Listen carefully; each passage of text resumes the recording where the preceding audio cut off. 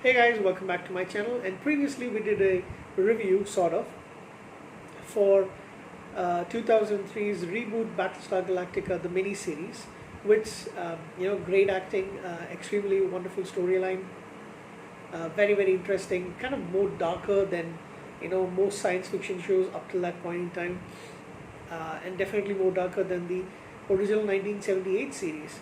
Um, Award-winning show, and of course that set the tone for the uh, television four season television series that came after that, starting in 2004. So wasn't planning on doing a episode by episode review, so instead let's look at season 1. Okay, so I'm just going to look at some of the main points of season 1.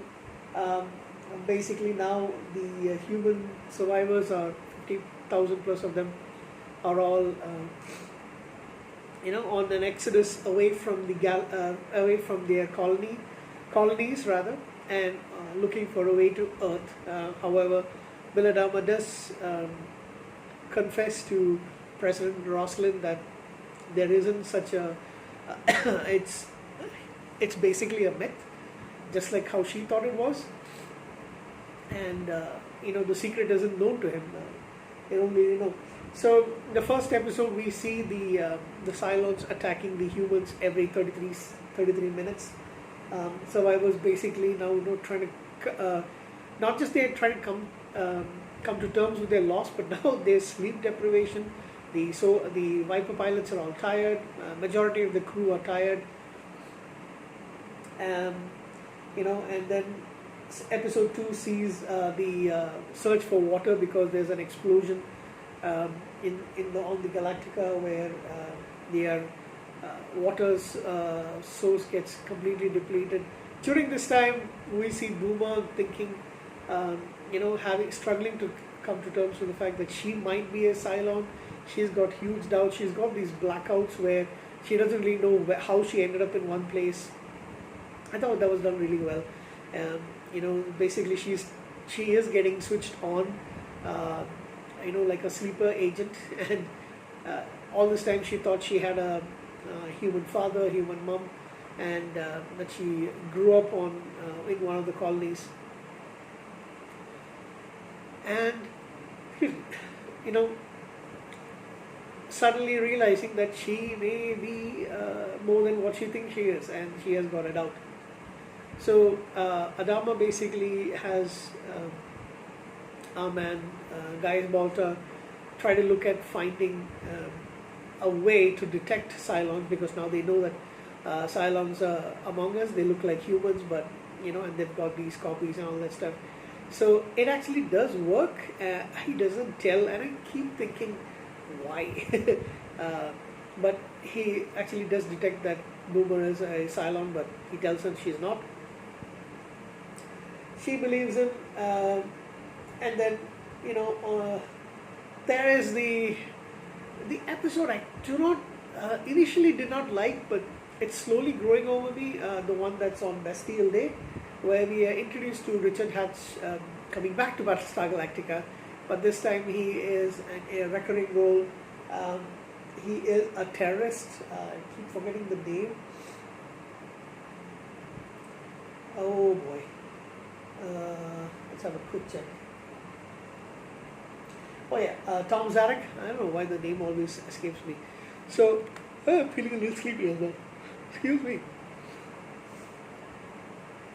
He is kind of a leader of the prisoners who are on this Astral Queen ship. They lead a rebellion. Things get a little complicated. However, what happens out of that is that he slowly becomes a political figure, which you will see a lot more as time passes by. And he does a superb job of playing that particular role, where you don't really know what his motives are. Is he the bad guy, or is he acting because of the situations? And to be honest, throughout the series, I don't think there's anybody who's really. Majority of the time, there are humans who do a lot of questionable stuff, but I don't think the Cylons can actually question the fact that yes, they have retaliated so badly because of the things that the Cylons are basically trying to wipe out their entire race, right? So why complain? I found those kind of things to be a little annoying. Uh, oh yeah, Starbuck. Starbuck is one of the most annoying characters I've ever seen on television. I know she's very popular, and I'm talking about Katie Sackhoff's character. I know she's very popular among science fiction fans, especially BSG fans, but she is very annoying. I don't know why. Anyway, we'll talk about that in another thing. So there's her, Adama finding out that his son who died away, Zach, who died in a Viper accident, shouldn't have actually been a pilot, but because he was dating Starbuck, she was his trainer, and she passed him. She said, "You just passed," but in reality, of course, he actually flunked it. But she didn't want to disappoint him, so she let him go, and he paid the price for it. So initially, Adama, and throughout the series, Adama does treat her like she is his daughter. He basically takes her as a member of his family after he meets her post the death of his son. When he finds out, he's really pissed off. Oh yeah, there's Cylon bombing. What the oddest thing about all the show is that I've kept finding that they had this, even after this apocalypse on a massive scale, they still had a working media. They had press put out. They were on the ship, so it's perfectly understandable. They were with the president, coming for the ceremony where the Battlestar gets retired. That's the only reason why there's a lot of them there. But at the same time, are you really that interested in this sort of a situation about all the views and stuff? Asking those kind of questions. And I just kind of found it pretty odd. So, yeah, Callum Keith Reddy, one of the best actors you can find in the last several, at least, like, I think I first saw him in Due South, and I've seen him in this, I've seen him here and there, a couple of movies, some television show appearances, guest appearances, but this guy, man, is he an awesome presence on screen. I think he is a cut above majority of the actors over here, and that's saying a lot because there's a lot of great acting. The cast, you cannot blame them on the cast. The only one who I feel struggles is Katie Sackhoff, to be honest. And she's got that annoying laugh. I don't know why so many men really wanted to bang her. Falling in love with her as well. Ellen Ty comes in. That's episode number 9. Tie Me Up, Tie Me Down. We see the introduction of a major recurring actress, right, character, Ellen Ty, played by Kate Vernon, who I think her dad used to be, father used to be an actor as well. Kate.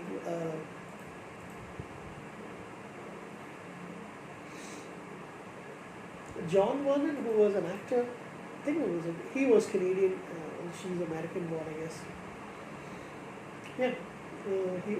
He was in Dirty Harry and a couple of other stuff. So, and I think Kate Vernon was actually born in Canada. So, there's a lot of things about her relationship with Ty. He seems to go drink his already, massive drinking seems to take another level when she's around, and as Adama kind of points out in one particular point, the path of destruction that he is on when he is with Ellen is of a different level altogether. And towards the end, we of course find that our lady Boomer is a Cylon. I mean, she finds out herself. Now the rest of the crew finds out because she shoots Adama. How thinking to actually kill him, but he does survive, as we do find out in season 2. A lot of awesome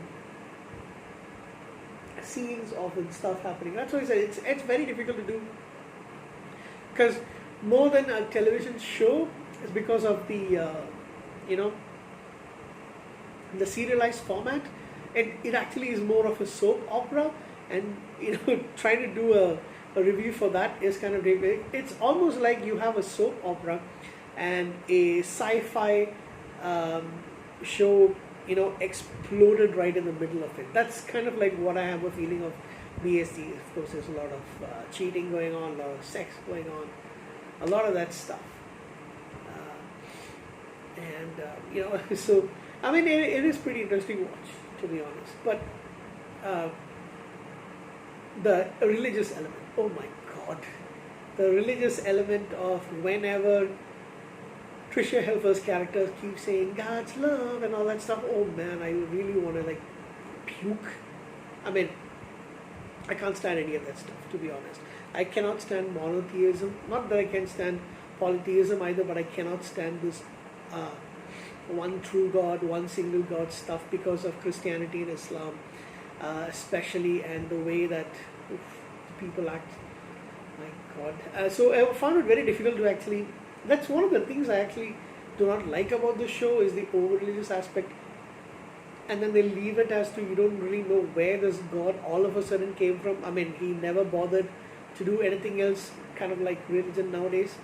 I mean, religion in real life. Doesn't bother to really do anything, but suddenly he's very concerned about who's having sex with whom. The Cylons want to have sex with the humans. And he let the destruction of the colonies go by. There's a lot of unexplained stuff, and that's what. If you remove the God aspect, the religious aspect out of it, this actually is an extremely wonderful television show. A lot of people would disagree with me, and you're fine. You can disagree with me saying that the religious aspect actually did make the show great. I completely disagree, because there's a lot of bullshit that actually does happen in the show with the religious angle, and a lot of it is not explained. So, if you are one of the people who feel like, that let them not explain everything, that's not what science fiction is all about, right? Science fiction has got the answers. That's why it's got the word science in it. So, whether it's hard science or, lighter, soft science fiction, but at the same time, having all these religious elements into it is kind of like having to switch your brain off and think that there is, yes, this Cylon, one true God, playing everybody like a violin. Sorry. I have my theories on what exactly that Paul was all about, based on what I see in this show and Caprica, and I will touch upon that at a later stage. But let's come back to season 1. My favorite episode in all of this is probably 33, the very first episode, because you see them all at a really tired pace. They don't really know what's happening.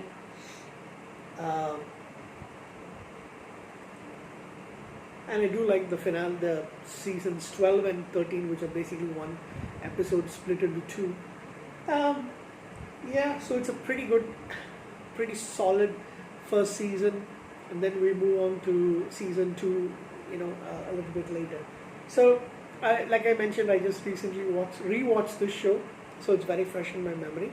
And yes, the positives are all there. So, we will revisit or discuss about season 2 in a later upcoming episode.